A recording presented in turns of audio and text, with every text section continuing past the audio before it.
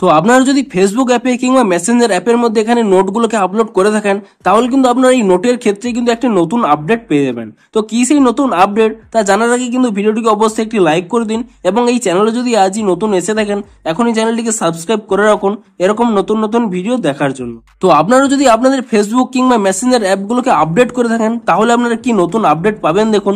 আপনারা যখন এখানে কোনো একটি নতুন নোট এখানে আপলোড করতে চাইছেন, এখানে এই নোট অপশানে ক্লিক করে নিচ্ছেন।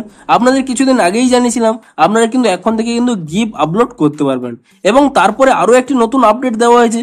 আপনারা যে নিচে এখানে একটি চেঞ্জ অপশন দেখতে পাচ্ছেন, আপনারা যদি এখানে এই চেঞ্জ অপশানে ক্লিক করে নেন, তো তাহলে কিন্তু আপনারা এখানে আগে আগে এই অপশনগুলো পেয়ে যেতেন, who can see your note, এবং এখানে হাইড নোট ফ্রম অপশন পেতেন।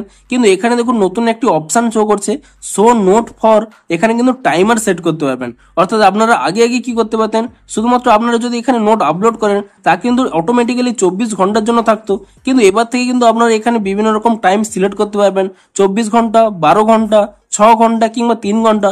আপনার যে কোনো টাইম কিন্তু এখানে সিলেক্ট করে নিয়ে তারপর এখানে উপরে সেভ অপশানে ক্লিক করে নিলে যে কোনো নোট আপনার, তা যদি গানের সাথে হোক কিংবা গিফের সাথে হোক, আপনার যে কোনো নোট যদি আপলোড করে নেন, তা কিন্তু আপনারা যে টাইম এখানে সিলেক্ট করে রেখেছেন সেই টাইমের পর কিন্তু অটোমেটিক্যালি কিন্তু ডিলিট হয়ে যাবে। তো আপনারাও এখানে নোটটি আপলোড করার সময় এখানে চেক করুন যে আপনারা এখানে টাইমার অপশানটি পেয়েছেন কিনা, এবং যদি আপনারা এই টাইমার অপশানটি পেয়ে থাকেন তাহলে আপনাদের কতটি হেল্পফুল হবে তাও কিন্তু নিচে কমেন্ট করে জানান। তো ভিডিওটি যদি একটু হেল্পফুল বলে মনে হয় অবশ্যই একটি লাইক করে দিন। দেখা হচ্ছে আরো কোনো ইন্টারেস্টিং ভিডিওর সাথে।